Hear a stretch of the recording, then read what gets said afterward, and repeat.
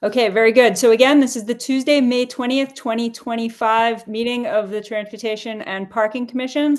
Beth, if you are ready, would you please call the roll for us? DPW Director Donna Lascalia. Here. Chief of Police John Cartledge. Here. City Councilor Alex Jarrett. Here. City Councilor Deborah Clemmer. Here. Devin Bruce. Here. Randy Saylor. Here. You have 6, Donna. Okay, we have a quorum. Thank you, Beth. And again, this meeting is being audio and video recorded. First up is public comment. This is an opportunity for any member of the public to address the commission. Ask that you keep your comments limited to 3 minutes if you would. I need your name and city or town of residence. And they do ask if you are here to speak to a matter before the commission that you hold your comments until that time. Just makes for a little more of an orderly meeting. But if you're here to speak to something not on the agenda, we welcome your comments now. So Fred Zimnock, I see your hand. Welcome, Fred. We'll unmute you. Please go ahead.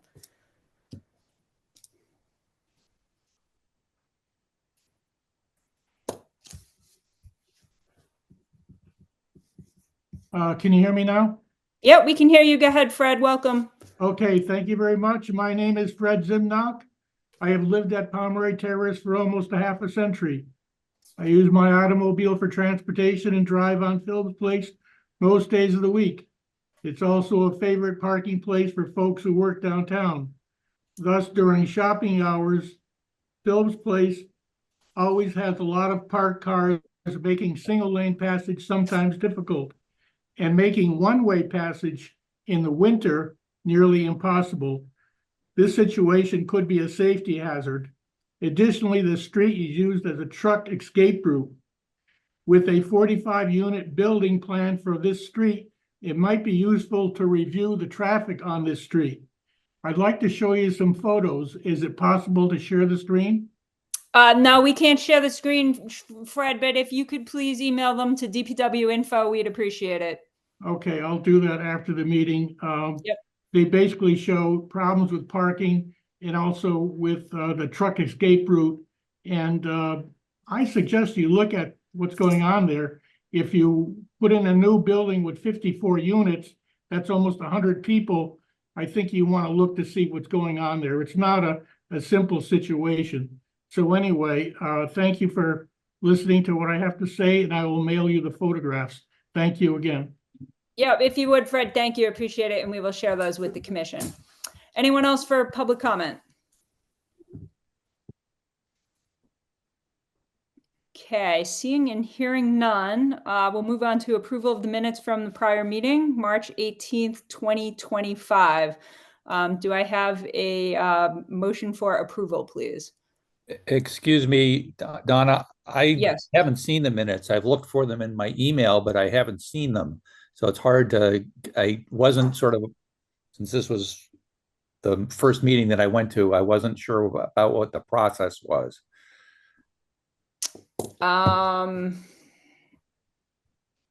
Beth, do we have those minutes? The minutes of the meeting, Cindy or Beth? We do, and I did add you, Randy, last time. And it was a Cindy that added me? I looked under Cindy and I couldn't find them. No, it would have been Beth who sent them to you. Beth, okay. All right. Maybe I just didn't know how to look at it. Beth. Haploit? Oh, there it is. Oh, so that was like today. Yes, Is that right? that is correct. Is it possible to get the meetings earlier than the day of the next meeting? Would be my question. Yeah. You don't need to consider that now, but Yeah, I think that's standard practice, Randy. So that's it. That's just the administrative burden that's on us. So we typically do that. We have the minutes the day of the meeting. So that's how we've always done it. Yep. Okay, well, that's hard to think about. It's All the also stuff that we talk about. it's been the case that when I've sent them out earlier in the past, people have a hard time finding them when the meeting actually comes. They seem to, people get a lot of emails and they get lost. Mm-hmm. Okay, well, that makes it difficult for me to sort of, especially when we have 2 months between the meetings, that makes it hard to track that and remember all that stuff. I guess that's my concern for me. I don't know if that's an issue for other people, but it certainly is for me. I would appreciate, and maybe if you did it a second time, that would be fine too. But it would be nice to see a copy of them early. It's just electrons, so. Yeah, to the two counselors on the meeting, just for a point of voting, since we only have 6 voting members with us, if Randy needs to abstain from this vote, would the minutes pass, or should we just delay this until the next meeting so he has time to review them? I can. Excuse me, Donna. Nancy has Nancy's here. arrived. Yeah, they should Oh, okay. pass because we would need, more than half. So as long as Right. 5 other people vote for them, we should be good. Okay. Alex? Yep, majority of a quorum. Yeah. Okay. Very good. Thank you. Appreciate it. Okay, Randy, you can abstain if you'd like to. I'm looking through them. I just request that we maybe consider getting these a little earlier. Yep, we certainly move as fast as we can, but again, this is very standard. So, all right. So, approval of the minutes from the previous meeting, which is March 18th, 2025. Is there any further discussion on the minutes? So, I'd ask for our motion for approval, please. Devin moves we approve the minutes of, what's the date? March 18th. 18th, 25. Second, Okay. Any further discussion? Who was the second? Was that Randy? Alex. Okay, thanks, Alex. Okay. Hearing none. Beth, please call the roll. Donna, Yes. John, Yes. Nancy, Yes. Alex, Yes. Deborah, Yes. Debin, Yes. and Randy. Yes. You have 7 yeses.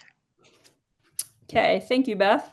Next up is reports from departments and subcommittees. I just have a brief update or a couple of brief updates from the DPW. So the bikeway resurfacing project, Warner Brothers has installed concrete curb ramps at various locations along the path. There is some minor remaining work, such as loam and seating and pavement markings, but that project is basically complete. So huge accomplishment to have that portion of the rail trail repaved, and we appreciate Warner Brothers' efforts on that. Additionally, we are putting together all of our paving and sidewalk work contracts for this year. So we will have a series of announcements on timing of those contracts that you'll be seeing within the next couple of weeks. Just want to keep folks informed about when things are going to bid and when we can expect construction to start. But we have a full slate of projects that we expect to be completing this construction season. Any other announcements from anyone else on the commission?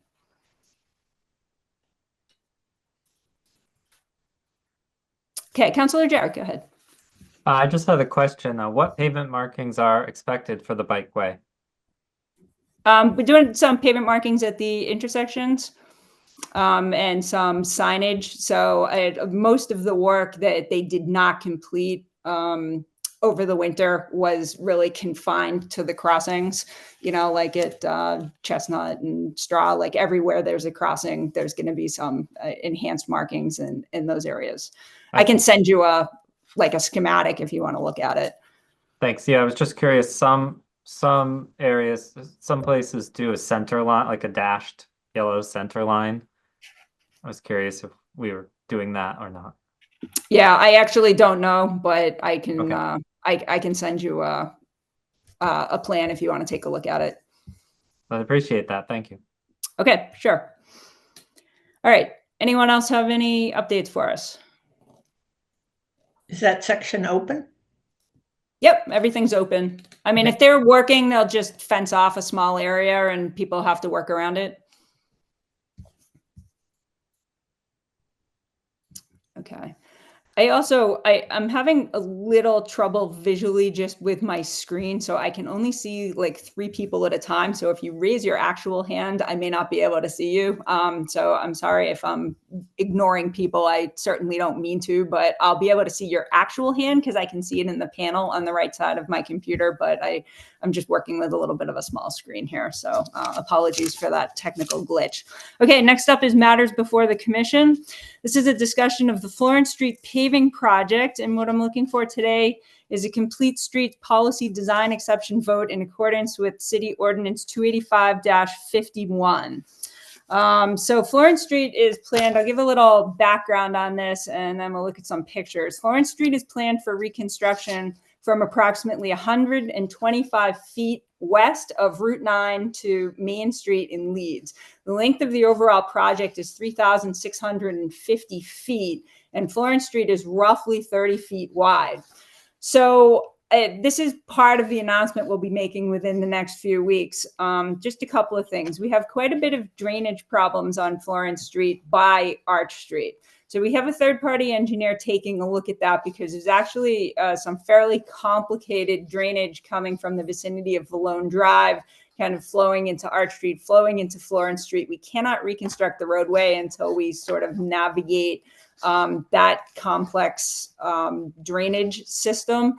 So there is going to be something of a delay, but I wanted to get this on the agenda to just talk about sidewalks so that we can continue with our design. And I also want to mention that we do have some speeding in this corridor, which we will likely be looking to install some speed tables to address, or other traffic calming measures. That's not what I want to talk about today. This is specifically to talk about the design exception that is needed for sidewalks. The Complete Streets Ordinance requires that zoning districts within 1 mile of a school require cement concrete sidewalks on both sides of the road when right-of-way allows. And the Complete Streets Ordinance is in front of you, and specifically, we're looking at A11, and we're also looking at B1. Those are the 2 sections of this ordinance that are in question. And what they are requiring is for us to put concrete sidewalks on both sides of the road. So this road, like many others in the city, you know, we try to make improvements. We try to upgrade it to the extent that we can, but sometimes it is simply not feasible to get sidewalks on both sides of the road. And that is the case on this street. So just a couple of other comments just around speeds through here. We did analyze some data around speed in July of 2022. We analyzed 23,708 vehicles. It's a 30-mile-an-hour zone. We found the 85th percentile was 38.4 miles an hour. There were no crashes, but people are moving very quickly through this corridor. So what I would like to do is, I want to just mention that is sort of a future conversation that I expect to be back here within a couple of months, talking about if we want to put speed tables in or other traffic calming measures. But for today, the pictures on the screen in front of you kind of tell the story. It is simply not feasible to get sidewalks on both sides of the road here. I think the pictures kind of tell the story. The brief description underneath both pictures, I'm not going to read it, but I think you can see what the problem is. And it's just not really financially feasible or feasible from an engineering standpoint to try to cut sidewalks into both sides of the street. So what I'm asking the commission to do is to vote for our design exception to allow us to install sidewalk on one side of the street and not both sides of the street. So I'm happy to open it up for conversation, questions. Donna, does the sidewalk weave back and forth across the road, or can you get it on one side all the way? It does. It is going to have to cut back and forth across the street. And we actually looked at that. Like, can we just put everything on one side of the street? But we need to follow it. I mean, interestingly, I think it was built the way it was built because of the topography. And that's why it sort of walks back and forth. Councilor Jarrett, go ahead. Thanks. How wide is the street?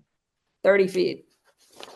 And is there, so this is a complete reconstruction, not just a mill and overlay. Is there opportunity for a narrowing of the street, both as a traffic calming measure and then also to either put in sidewalks or more sidewalks, or to have wider sidewalks or bike lanes? Just yeah, thinking through, I understand you just want to focus on this design exception, but it feels to me like it's related, because if we could narrow the street, which could help with slowing vehicles, we could add additional sidewalks, maybe not in some of the more difficult places, but in some of the where it's actually serving residents and schools. Yeah, we would need to you would need at least 6 feet for a sidewalk by the time you do the curb and a compliant sidewalk, and then, some sort of, and 6 feet. Probably need a little bit more than 6 feet. One of the things that we do have to pay very close attention to is the drainage in the section by Arch Street. And that's probably going to be a pretty significant part of the project. And we're probably going to have to take some portion of that street. There's some pretty good sized drain pipes in there. And there's actually transmission mains, our water transmission mains that serve leads run up through that corridor. So we don't have a lot of wiggle room on this to be constructing like a sidewalk on top of those utilities. We need to be this is a very important water main corridor for us. So I hear what you're saying, and it's probably more likely that we would be looking at bike lane facilities. And I think that what I would plan to do is come back with a design as soon as I have one for further conversation. But I don't see that it's going to be possible to get a sidewalk on both sides of the street. That's just based on the buried utilities we have in here. It's just not possible. The other question was, in the top picture you're showing, there's a set of old stone steps that just kind of end. Do those go anywhere? Do students use those? I see it's by the school. Would a crosswalk from them be appropriate? That's another one of the challenges with this project. There's actually, like that white fence, has a lot of significance to a lot of people. There's steps a little bit further as you approach the post office that sort of come out of a big cutout and they go up to the rail trail. There's really some unusual features on this roadway, and that's why we have a third-party engineering firm taking a look at this. So I hear your question, and I do not at this time have an answer about is there a crosswalk warranted there? But it is possible that there is. Okay. Go ahead, Thank you. Devin. I would just want to note that there is a $650,000 addition going to the Leeds playground based on CPA funding. And so I expect there to be a lot more foot traffic in this area. And I would just want you to, and it's the younger set of playground interests that I'm speaking to. So it doesn't apply to this. I am going to vote to grant the exception. So it's not about that. But as you carry the design work forward, I just think you're going to see a lot more pedestrian traffic and younger children coming along this route. Yeah, thanks, Devin. Appreciate that. Yeah, and the reason, and just for a little bit further context on this, it is I have the design firm taking a look at this. It's important that we understand what we're working with, and my instructions to them have to be very clear. And again, it's not feasible to, cut a sidewalk into the embankment or to install a sidewalk, over our transmission main or over our drainage. So I just want to be certain that we're moving, that I'm directing the design firm in the correct direction, if you will. Randy, go ahead. Yeah, I'm looking at a map trying to understand the sort of where it crosses back and forth this on the street, naturally, and it's a little hard to do this, but on the part near Heffernan Street, across from Heffernan, it's on the opposite side of the street from those banks that you picture, and right, and then somewhere up the way a little bit, not too far, it doesn't. I don't know what's going on here. It doesn't. It crosses the street onto that same side. Is there a way to at least keep two sidewalks along the one street that's on the Heffernan Street side, I guess, up to the school? That seems like, that there's a fairly decent sized neighborhood there, and you're having kids cross the street potentially, and it would be, I think it'd be advantageous. I'm not sure there's any hills in the way there, but that's my question, I guess. Yeah, and I think the way I would answer that question is, initially when these sidewalks were installed, the rationale behind it was likely, the topography will support a sidewalk right here, the utilities will support a sidewalk right here, and that's why it lands there. This is a cold in place recycling, so it is not mill and overlay. I mean, this is the equivalent of a reclaim.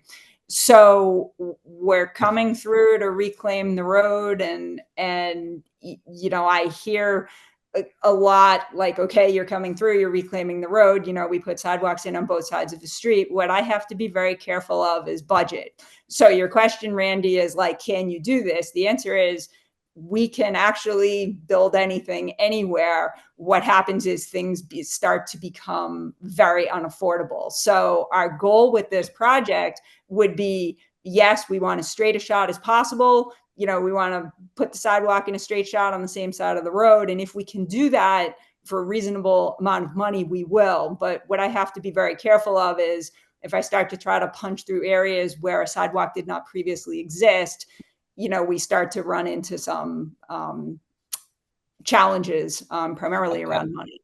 I was not asking if you could put a second sidewalk on the whole street. I was asking if there's a chance to put some second sidewalk where there is room, like from Heffernan up to the school, on I guess the north side of the street there. It doesn't seem like there's a sidewalk, or at least there's a crossing someplace that takes it to the other side. If down by Arch Street, I guess, if I'm looking at the picture, my map the right way. Yeah, there's a cross from across Florence Street down by Arch Street, and it seems to go up the Warner Row side a long way, where the other side from that point doesn't have a sidewalk. And I'm wondering if it's possible to do a section of the road like that. I don't know the topography, but it seems like a lot of front yards right there. And while it may be a political hassle to put sidewalk on that side of the street, it might also improve the walking. We've done a lot to improve walking to school, and there's a whole big neighborhood, not big, but there's a whole decent sized neighborhood that would give straight walking to the school without having to cross the street twice. And that's what I was thinking about, not necessarily either end of it where it's much more difficult. I understand budget constraints. So I'm looking at, can we do a little bit better with sidewalks on that side of the street? Yeah, and I think the answer is, we can, again, always punch through a sidewalk anywhere. It's just a question of, the estimated budget I have for this project is $1.2 million. If I were to construct it based on the design exception that I'm asking for today, where we stay in the footprint that we have. If I am to move in a direction where we say, okay, well, let's add, a piece here, or let's try to extend a sidewalk in a place where there isn't one. And I totally hear what you're saying. They're all, good reasons. That $1.2 million price tag now becomes something more than $1.2 million. And there is no additional appropriation for that. And that's unfortunately part of the conversation that we have to have here. And that's why I have to ask for a design exception, because, there's feasibility issues, A, with topography, but B, also with money. Devin, go ahead, your hand's up. It's just a question of education. A pedestrian signal cost compared to speed tables, compared to second sidewalk? What's the order of magnitude for a signal compared to speed tables? Speed tables would be the least expensive, and they also require no maintenance. The pedestrian signal, we're seeing those run $20,000-$30,000 now. And those solar batteries are very problematic. They require constant maintenance. If, there's a little tree or something, blocking the solar panel, the battery doesn't charge properly, they're just really, really difficult to maintain. So they almost need to be connected to utility power to make them very reliable. And then, of course, the sidewalk would be the most expensive option. Okay, thank you. So are you Councilor talking Jarrett? about speed tables when you do this at the crosswalks, the existing crosswalks? It would depend on what the drainage looks like. So I will be back here at this commission with a plan, possibly that would involve speed tables or pedestrian signals or both, depending on what the drainage looks like. Councilor Jarrett, go ahead.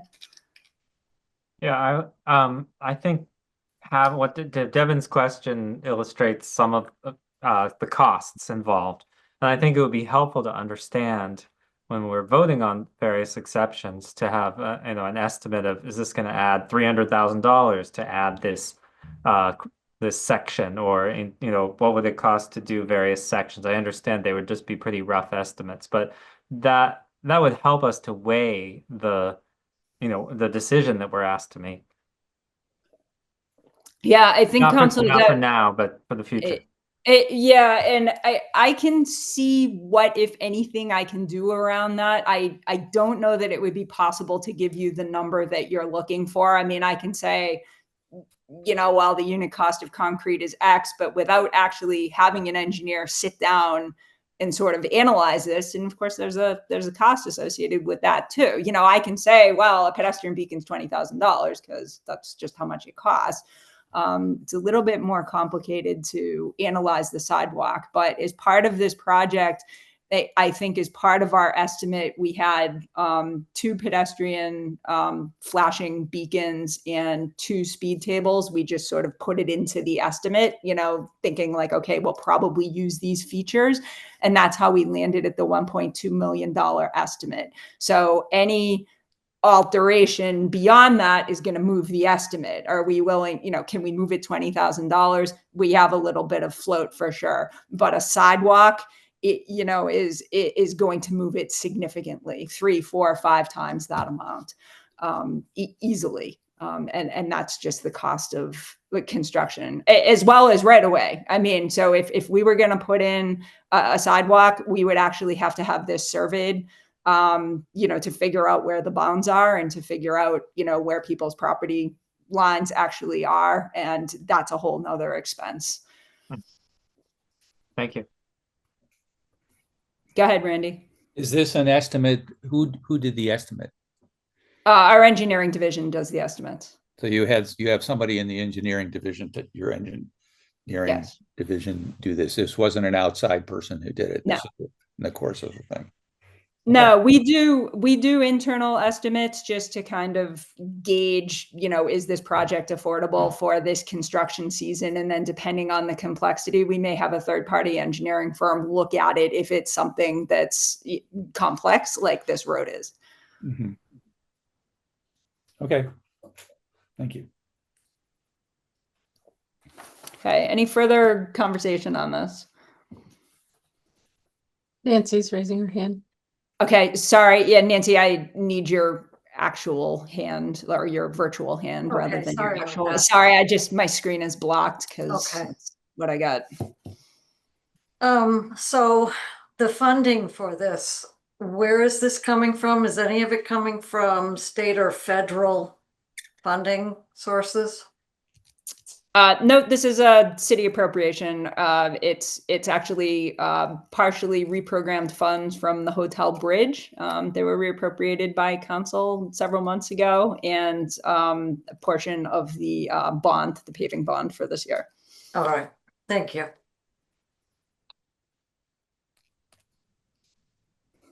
Okay, any other questions or comments on this?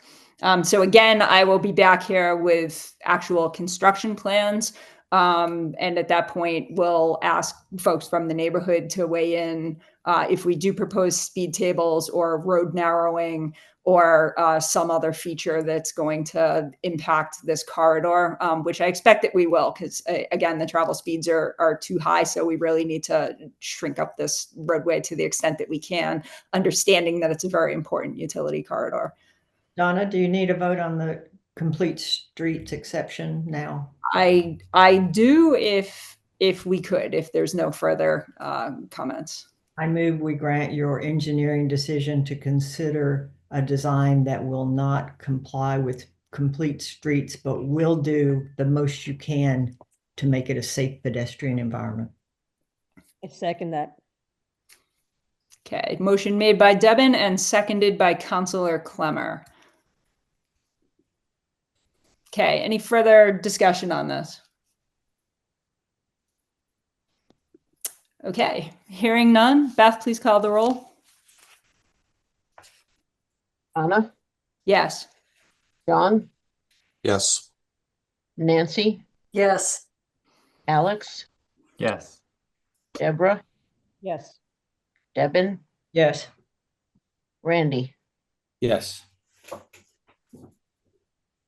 That would be 7 yeses. Okay, thank you, Beth. Next up is a discussion of a traffic calming request for Front Street. So I wanted to put this on the agenda while we're contemplating things that we can do on Florence Street. So John, I'm wondering if you would be willing to share with us the collision and speed data that you collected on Front Street. Yes. 5 years of collision data was collected. During that time, there were 2 motor vehicle collisions. One collision was over $1,000 and one was under $1,000 damage. In the first collision, the vehicle was traveling westbound on Front Street. As the operator began making the left turn curve in the roadway, the vehicle struck the curbing and the operator lost control of the vehicle. In the second collision, one vehicle was backing out of a driveway and backed into a vehicle traveling eastbound on Front Street. As far as speed data was collected from a covert speed measuring device from October 20th, 2024 to October 26th, 2024. During this time, 6,166 vehicles were analyzed. The speed limit on this road is 20 miles per hour. The average speed was 24, and the 85th percentile speed was 29.1 miles per hour. Okay, thanks, Chief. Appreciate it. You're welcome. Couple other notes. Front Street is about 1,500 feet long. It is 22 feet wide. There is a sidewalk on the north side between Florence Street and Chestnut Avenue. There is no official speed regulation, and there is parking prohibited on the east and west side between Florence Street and Grove Avenue, obviously very steep and windy there. So again, I wanted to put this on the agenda while we are repaving Florence Street to see if there's any comments from the public or the commission that can help us as we design improvements to the larger area. So first I'll ask if there's anyone from the commission who has any comments on or questions on this. Councilor Jarrett, go ahead. Thanks. I just heard Chief Cartledge say there was a speed restriction, but then I see in the document there isn't. So you said 20 miles an hour, or was that not this section, or? We have no posted speed regulation. We have no speed Okay. regulation on this street. No, so no official speed regulation. So it would be 25 miles an hour. Okay. Thank you for that. Yeah, I would just, my comments would be, yeah, with the 25 miles an hour, as this meets the thickly settled criteria. You know, we have 1 out of 7 vehicles traveling faster than 29 miles an hour. And do we have an idea, do we have enough data to know, you know, approximately what percentage of vehicles travel faster than the speed limit of 25?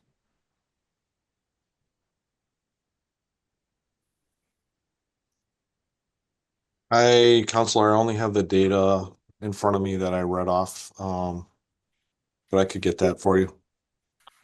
I mean, in my view, that, you know, it warrants some traffic calming because we're seeing a significant number of vehicles that are traveling faster than the speed limit. But the question, as always, is how is it compared to our other needs?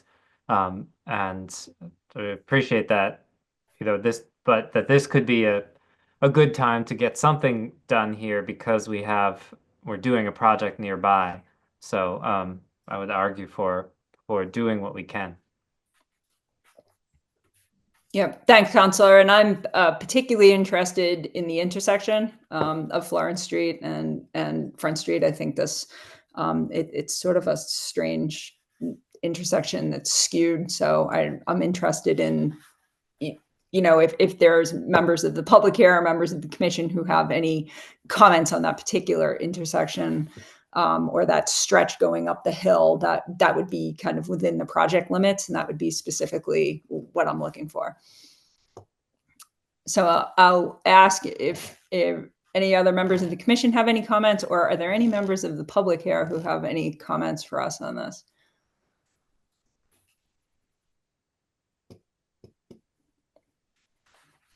Okay, seeing and hearing none, I'll just circle back one more time to members of the commission. Okay, thanks, Chief, for the data. And again, we'll take a look at this area as we're developing our plans. Okay, next is a proposed ordinance relative to parking on South Street. So we had a discussion about this. I think it was last time we met. So we are back, and we are back with an ordinance. So a parking request for 227 South Street was discussed at the last TPC meeting. Commission members suggested the removal of the time limit for the parking spaces. So this ordinance is for the removal of the time limit as we previously discussed. So I will briefly read through the ordinance. This is upon the recommendation of the Transportation and Parking Commission, an ordinance relative to parking on South Street, that Section 312-104 of the Code of Ordinances be amended as follows. Section 312-104, Schedule 3, limited time parking. Parking shall be prohibited in the following locations after the expiration of the indicated time limit during the indicated hours and days, and all language on the screen has been struck. And then Maggie, if you wouldn't mind just showing us the what the new map is going to look like. So I believe this is consistent with what we discussed last month. And open it up for discussion, if there is any.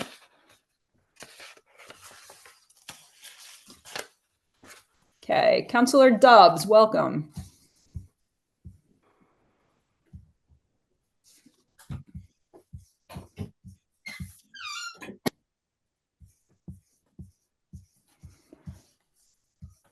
Okay. Sorry about that. Yeah, I wasn't able to unmute.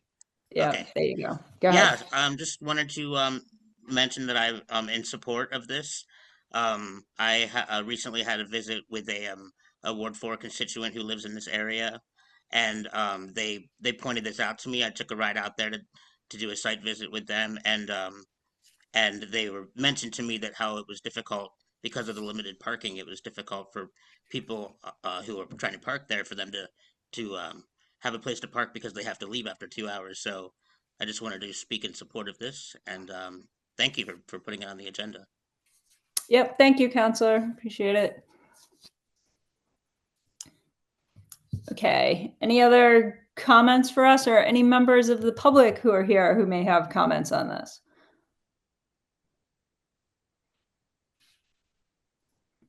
Okay, seeing and hearing none, looking for a motion for a positive recommendation on this.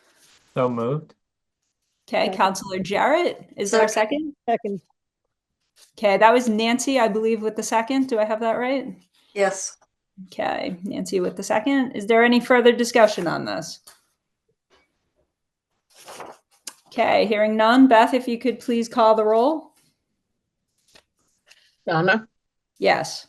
John, Yes. Nancy, Yes. Alex, Yes. Deborah, Yes. Devin. Yes. Randy, Yes. you have 7 yeses. Okay, thank you, Beth. Okay, next up is a discussion of a potential ordinance to restrict parking on Vernon Street. So we're not going to be asking for a vote on this, but I'll just give a little bit of context and then maybe ask Councillor Clemmer for her comments. So we've been discussing parking on Vernon Street since April 2018 when it was first talked about here at this commission. And there is a map in front of you that we actually first drew up those years ago to restrict parking off of Elm Street. This is a very popular place for students from the high school to park. And what happens is the road is quite narrow here, and it at times can become impassable, particularly during snow events. We actually had to post this emergency no parking in this corridor. So I'll let Councillor Clemmer kind of take it from here and just talk us through what she's hearing from her constituents. Go ahead, Councillor. Hi, thank you, Donna. Yeah, I went over there and it is quite tight situation on the street. I've heard from probably 8 constituents and they're all in support of it. And I think it's needed. And on the way it is now on the east side of the street, up to what was it, number 20, I think we'd only lose about 3 spots, but I propose we extend the no parking up to and including number 40, which is right at the bend in the road. And it's not on this picture, but at number 40 there's a fire hydrant, so you can't park there anyway. And yeah, I haven't heard any negative comments, and I think doing a trial run is really wise, because the one concern we have is that these cars are going to be pushed onto other streets, and we want to see how that's affected. So definitely in support of this, and so are the constituents on that street. Thank you, Councillor Clemmer. Go ahead, Councillor Jarrett. Yeah, so Councillor Clemmer and I share this street. Ward 5 is on the high school side, and Ward 2 is the other side. I've also heard from constituents, and I support the temporary parking ban so that we can see how it affects the neighboring streets and other issues, and agree that certainly from Jewett Street to Route 9, there's very little parking that's impacted anyway because of the distance you can't park from an intersection, the distance you can't park from a driveway, and I'm in support of a temporary to trying it out all the way to 40 and see what happens. Okay, thank you, Councillor. Nancy, go ahead. May I share my screen to show a picture? Please, go ahead.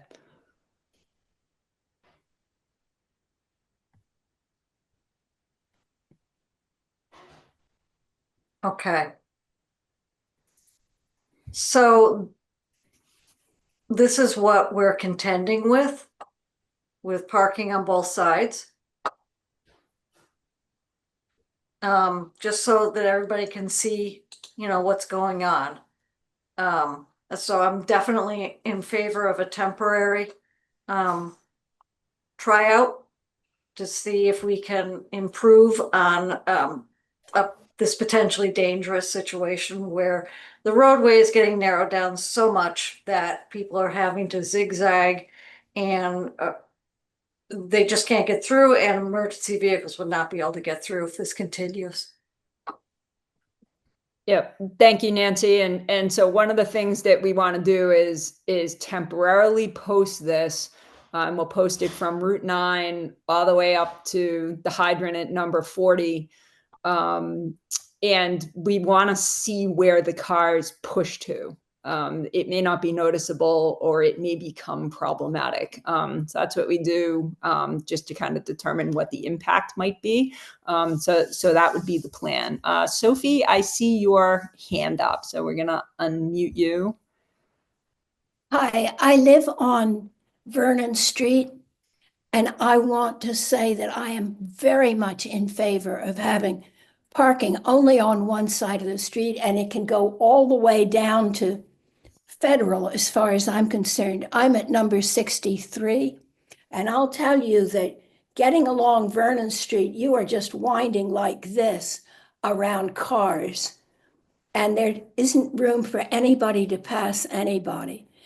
Up at Elm Street to Jewett, it becomes very narrow when all of the students have started parking on Vernon Street.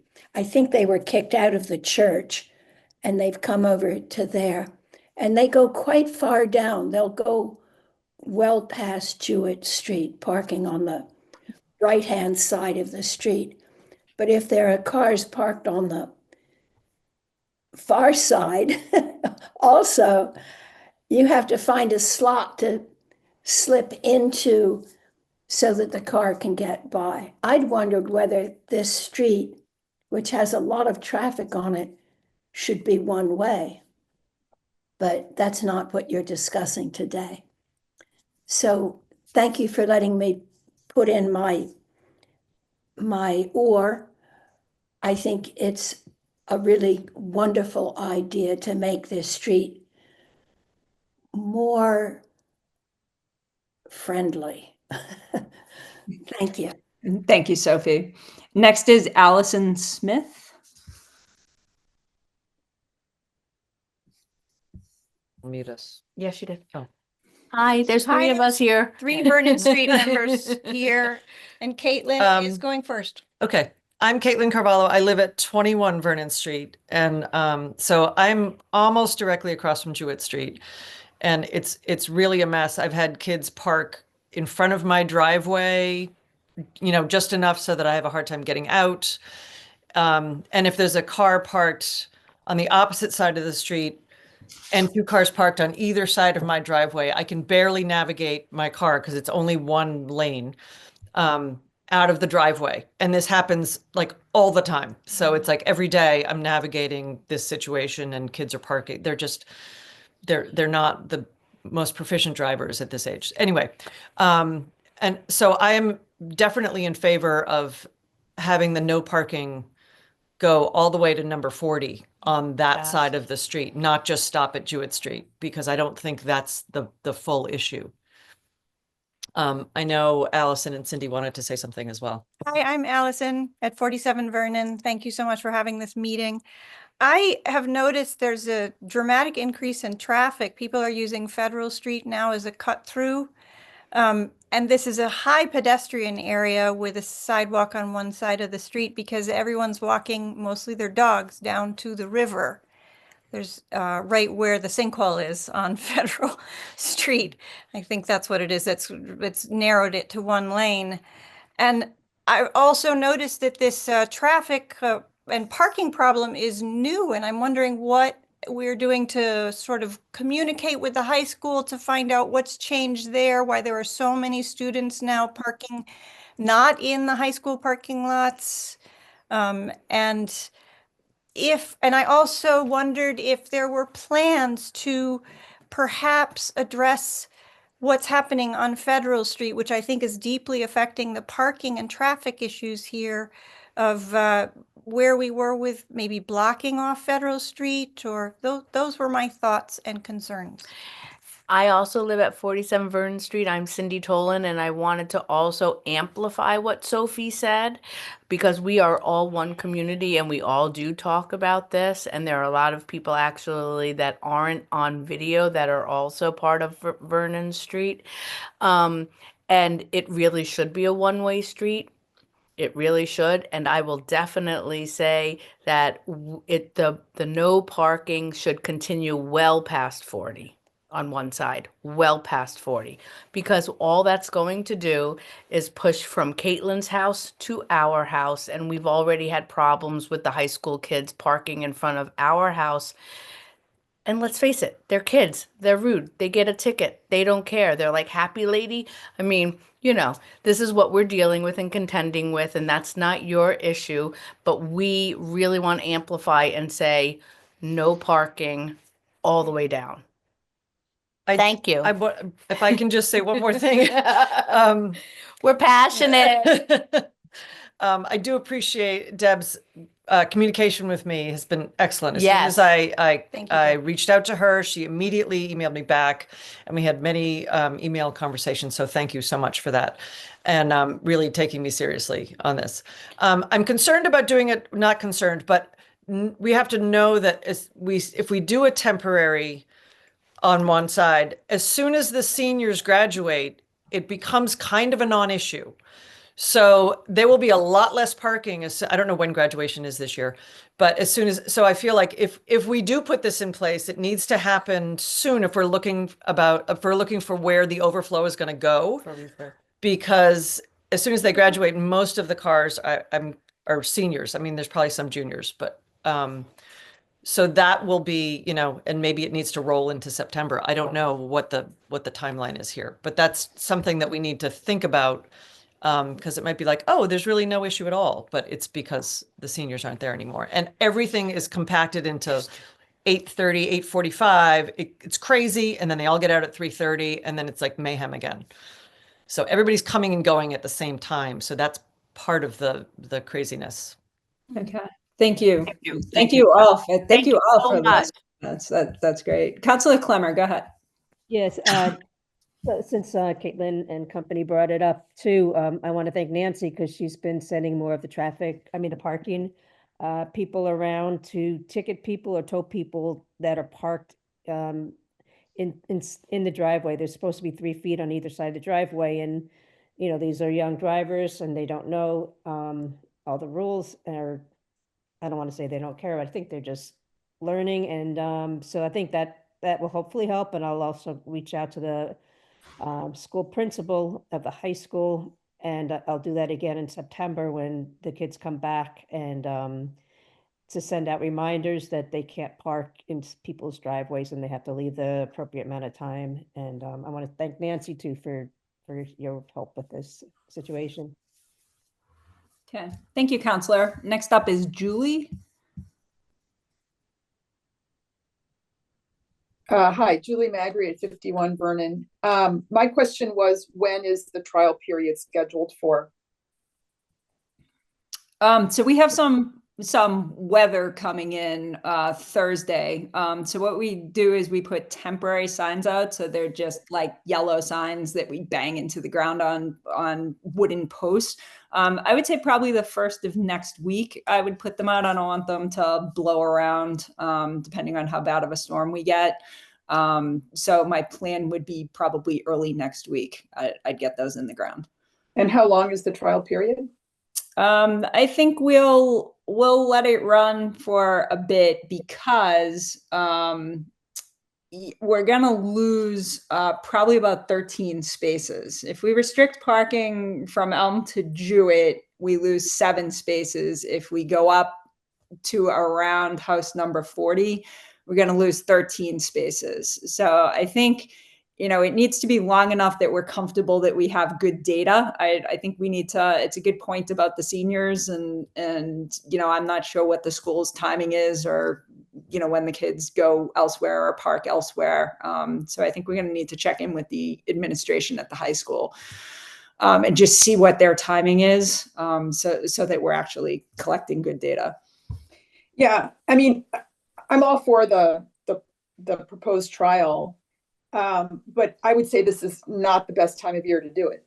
I think I would ask you to consider doing it in September, October, November, and getting a good trial period when we don't have the concern about, are we getting a good sample, because the seniors have, I don't know that 2 or 3 weeks is going to be enough data to really be able to see what the effect on further down Vernon Street is, or on neighboring streets, what the effect on neighboring streets is.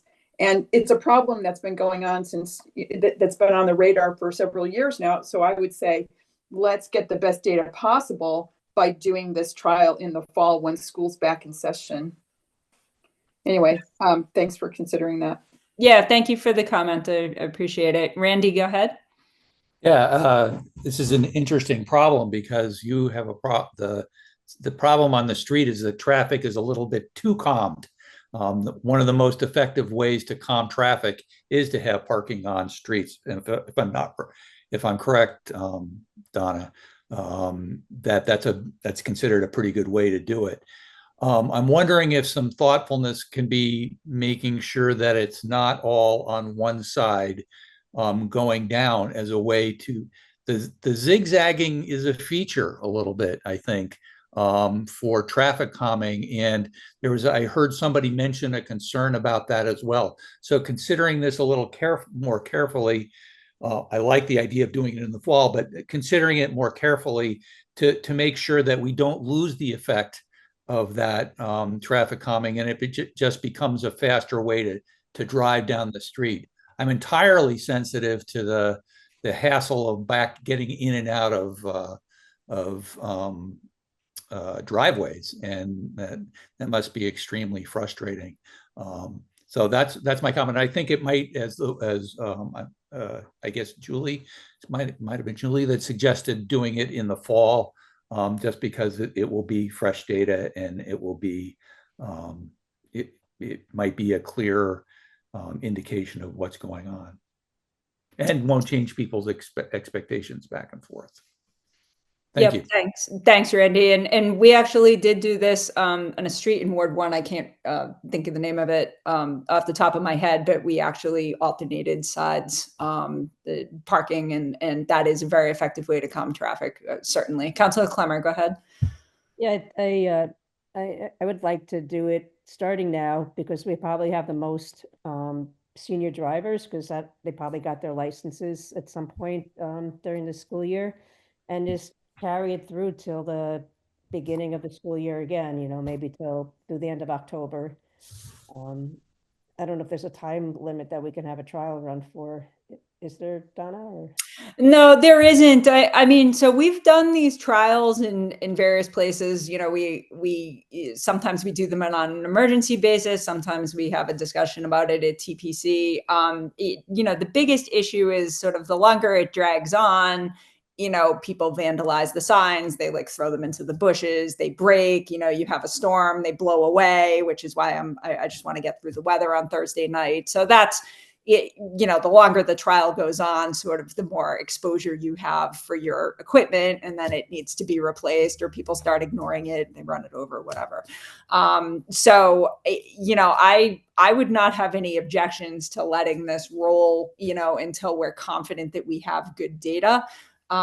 It's primarily an enforcement issue once we post this. So we're posting it emergency, no parking, and this becomes an enforcement issue.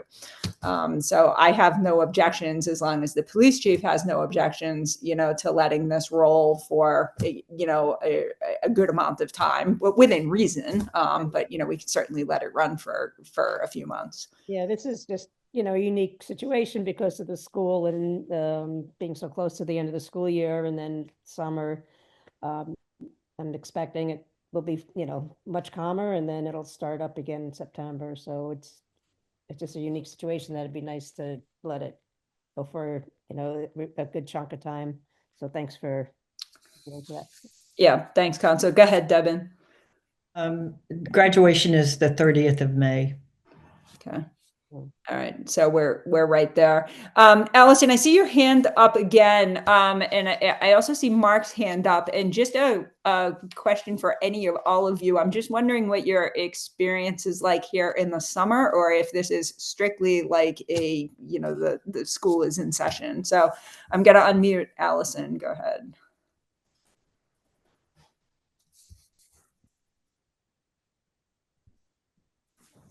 Hi, thank you, Donna. And I really appreciate Randy's thoughts about traffic calming, because I think the parking issue and the traffic calming issue sort of go hand in hand, and things have changed quite a bit in the last year. So it's hard to know what will happen this summer. It used to be a very quiet, calm street. The students, maybe they parked in the parking lot at the school. I'm not sure what has changed.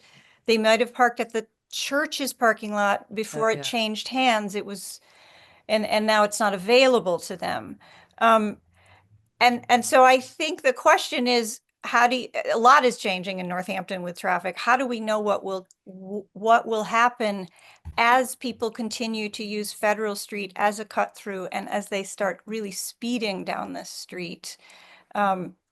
Because month by month, that the number of cars, the traffic, and the speeding on the street is increasing.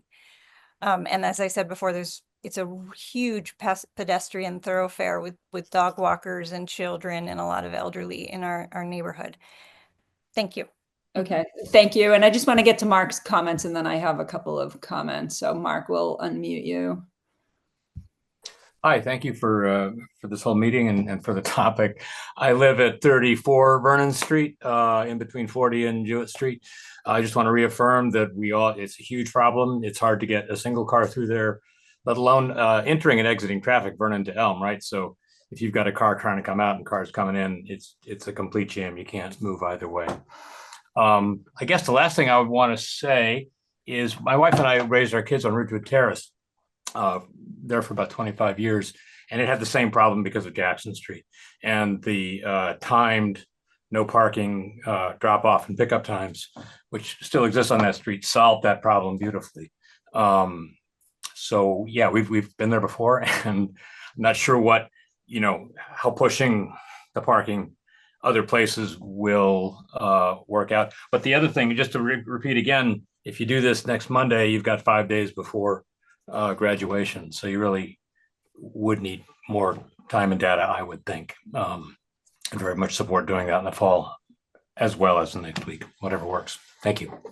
Yeah, thank you. And I just want to address a couple of other comments that I heard from residents on the street. So first of all, making it one way. So anytime if we were to decide like, oh, we think this street needs to be a one way, we actually have to do a pretty involved engineering study, not just of the road, but actually of the entire network of roads.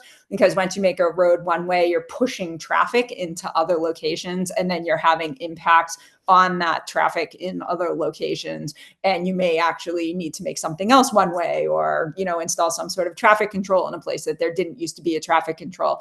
So making a street one way actually turns into like a fairly expensive engineering analysis, traffic count, turning movement count required, kind of lengthy process. That's the first thing. The second thing is Federal Street, as I think most people are aware, the culvert is failing on Federal Street, and we are reviewing our options, and none of them are particularly affordable. Massachusetts has very, very strict standards for stream crossings. So it's not just like, oh, let's pop the culvert out and put a new one in, and it costs a couple $100,000 and we move on. We're looking at a potentially multi-million-dollar project to either build a new culvert, keep the road open as it currently is, build a new culvert to current stream crossing standards, or to dead end the road, create turnarounds, create a pedestrian bridge, pedestrian and bicyclist bridge, turnarounds, little parking area for the recreation area there. But again, we are looking at a price tag. This isn't just $1 million, this is climbing like over $2 million. So neither option is particularly affordable. We're also looking into an option where we could line the existing culvert. So we insert a liner into the culvert that's there to just try to stabilize it. That may be a more affordable option than either of the two that I have talked about. There are some grants that are available through the state. And we are also looking into those. We're doing quite a bit of engineering analysis. We have a third-party engineer looking at this for us, but we haven't made any decisions at this point other than we've just closed the section that's failing. And the roadway is stable for now. We're obviously going to have to make some decisions around this, but these repairs are funded by the stormwater utility. So your stormwater utility fees, the entire utility is worth $2 million annually. That's what our revenue stream is. So when we're looking at, a project in one particular part of the city that potentially, could cost $2 million, we have to just kind of slow down and make sure we're taking the right path, pardon the pun. So that's just an update on where we're at with the Federal Street culvert. Okay, so any further comments or discussion around this from any members of the public or any members of the commission? I think my plan would be I want to get these temporary no parking signs out as quickly as I can. If I can do it Friday, if I have the staff to do it Friday, I'll try to get them in the ground on Friday. There's quite a few of them that are going to need to go out. And again, we anticipate the loss of 13 spaces. So it'll be interesting to see where those 13 cars go. I will stay in touch with Councilors Clemmer and Jarrett to just sort of stay in touch with the neighborhood to see what sort of impact we're having. So again, we've done this in a lot of places throughout the city. And we just try to take sort of feedback as it's happening. I would also encourage people on the street, if you'd like to email us at dpwinfo@northamptonma.gov with any of your comments. We can share those comments with other members of the commission. We can also share them with the chief of police and Nancy Forrestal, who is responsible for parking enforcement and also sits on this commission. And that's the email address in the chat if anyone wants to communicate with us. Julie, I see your hand up, so we'll unmute you. Go ahead.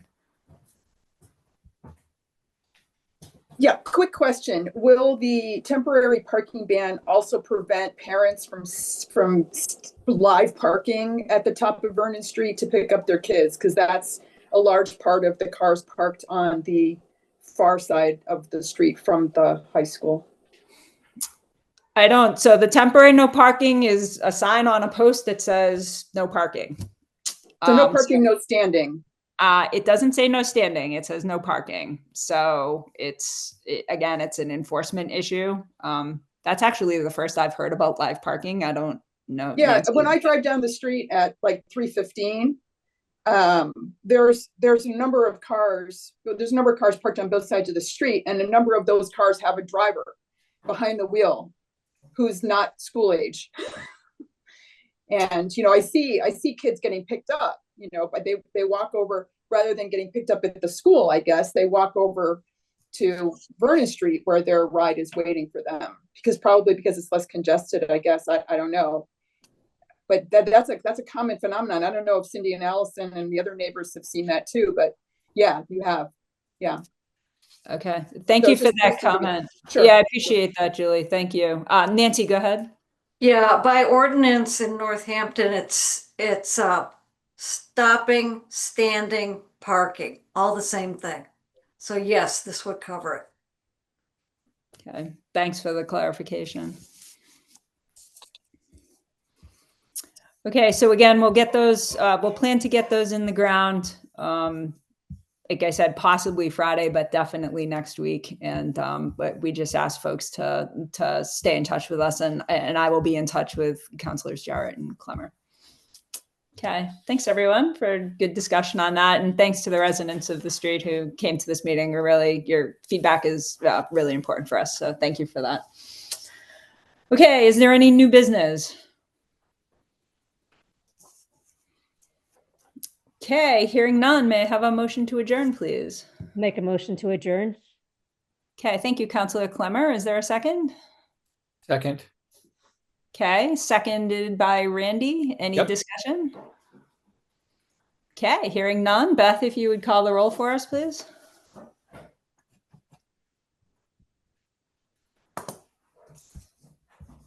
Donna, Yes. John, Yes. Nancy, Yes. Alex, Yes. Deborah, Yes. Debin, Yes. Randy. Yes. That would be 7 yeses. Okay, thanks everyone. Appreciate your time today, and we'll see you next month. Take good care. Thanks, everyone.